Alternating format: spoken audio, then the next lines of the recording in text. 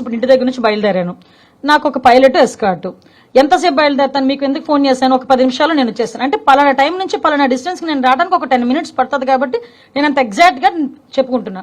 దారిలో జనాలు అది వస్తే గనక వాటిని క్లియర్ చేసుకుని రావడానికి కొంచెం టైం పడుతుంది.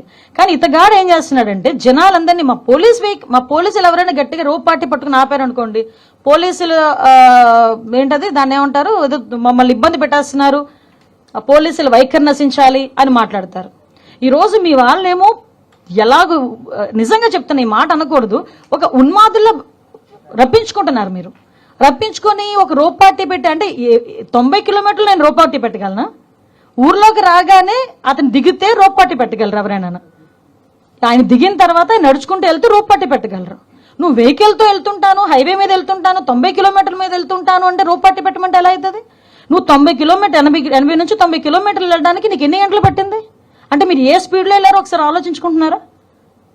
ఒకసారి ఆలోచించాలి. మేము ఇవ్వాల్సిన భద్రత మేము అవుట్ ఆఫ్ ద బాక్స్, అతనికి ఇవ్వాల్సిన భద్రత కన్నా మేము చెప్పిన దానికన్నా ఎగస్ట్రానే మేము భద్రత ఇచ్చాం.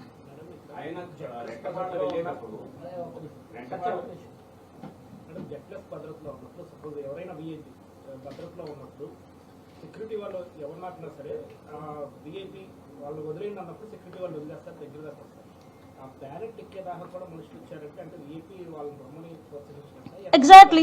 ఇప్పుడు మీరు వచ్చిన తర్వాత అతను షేక్ హ్యాండ్ అంటే అతన్ని ఎలాగ క్రియేట్ చేసుకుంటారంటే ఒకటండి బ్లెండర్ గా ఒకటే మనం ఆలోచించుకోండి. అతను వెళ్ళేది ఒక పరామర్శకి, ఒక పరామర్శకి వెళ్ళేటప్పుడు అంత ర్యాలీ అవసరమా?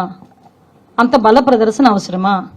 నీ కార్యకర్త చనిపోయాడు, విగ్రహం పెట్టుకున్నావు, ఎందుకు చనిపోయాడో తెలియదు, బెట్టింగ్ లో చనిపోయాడో ఏ విషయంలో చనిపోయాడో విగ్రహం పెట్టావు, ఆ విగ్రహాన్ని ఆవిష్కరించడానికి వెళ్ళావు, ఆ కుటుంబాన్ని పరామర్శించడానికి వెళ్ళావు. పరామర్శించడానికి వెళ్ళినప్పుడు బల ప్రదర్శన దేనికి? బల ప్రదర్శన చేస్తూ 4-5 గంటలు 5-5 గంటలు నువ్వు హైవే మీద నెమ్మదిగా నీ జనాలందరితో వెళ్తానంటే ఎంతమంది ప్రజలకు ఇబ్బంది కలుగుతుంది? అది ఎందుకు ఆలోచన చేసుకోవట్లేదు? ఈరోజు మాట్లాడితే పోలీసులు భద్రత ఇవ్వలేకపోయారు, పోలీసులు అంతకు మించి మాకు పరిధి మించి దాటి ఈరోజు భద్రత ఇచ్చాం. ఈరోజు అంతవరకు కాదండి, నీ వెహికల్ కింద మనిషి పడితే సెన్స్ తెలీదా?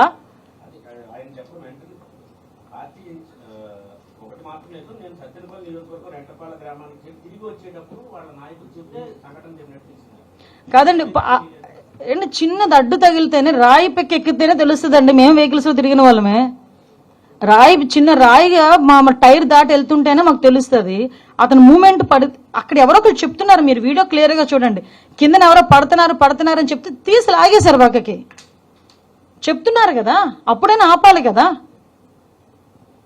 ఇద్దరు చనిపోతే కూడా దగ్గరికి వెళ్ళి చెవులో కూడా జగన్మోహన్ రెడ్డికి ఇద్దరు చచ్చిపోయారని చెప్పలేని నాయకులు ఉన్నారా జగన్మోహన్ రెడ్డి చుట్టూను? ఏదో ఇన్సిడెంట్ జరిగితేనే సార్ ఇన్సిడెంట్ జరిగిందని జరిగిన వెంటనే వచ్చి చెవులో చెప్తారు. అటువంటిది ఒక వ్యక్తి చనిపోయిన తర్వాత, ఇద్దరు వ్యక్తులు చనిపోయిన తర్వాత, నీ కార్యకర్తలు చనిపోయిన తర్వాత నీ చెవి దగ్గరకు వచ్చి కనీసం ఒక చెప్పే నాయకుడు కూడా నీ దగ్గర లేడా? రిటర్న్ లో వచ్చినప్పుడు చెప్పారని చెప్తున్నావు, సిగ్గుండాలి ఆ మాట మాట్లాడడానికి. సారీ టు సే, ఆ మాట ఎలా చెప్పగలుగుతున్నాడు ఆయన? లోకం మొత్తం గొగ్గోలు పెట్టింది, చనిపోయాడంట అని. అతనికి తెలియదు. ఎస్,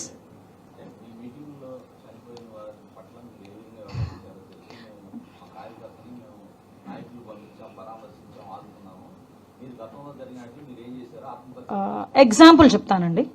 కందుకూరులో అనుకుంటా చంద్రబాబు నాయుడు గారి మీటింగ్ కి ఒక ఇన్సిడెంట్ జరిగింది.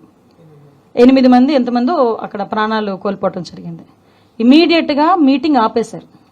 మీటింగ్ ఆపి అంతమంది ఇంటికి కూడా సాక్షాత్తు చంద్రబాబు నాయుడు గారు వెళ్లి పరామర్శించి వాళ్ళకి పార్టీ తరపున ఎక్స్గ్రేషియా ఇచ్చి ఆ కుటుంబాన్ని ఆదుకోమని చెప్పి ఆ పిల్లల్ని కూడా ఎన్టీఆర్ మోడల్ స్కూల్లో చదివిస్తానని చెప్పి, అందులో కొంతమంది చదువుకునే పిల్లలు ఉంటే వాళ్ళందరికీ చదివిస్తానని చెప్పి హామీ ఇచ్చి ఇప్పుడు చదివించుకుంటూ ఈరోజు వచ్చారు. నెక్స్ట్ మీటింగ్ ఆ ఊర్లో పెట్టలే, నెక్స్ట్ కావలికి షిఫ్ట్ అయిపోయారు. నెక్స్ట్ మీటింగ్ పెట్టేటప్పుడు ఇమీడియట్ గా హాస్పిటల్కి వెళ్ళడమే కాదు, వాళ్ళ ఇంట్లోకి ప్రతి ఒక్కరి ఇంట్లోకి వెళ్ళారు, మీటింగ్ క్యాన్సిల్ చేశారు. అదండి నాయకుడుకున్న నిబద్ధత.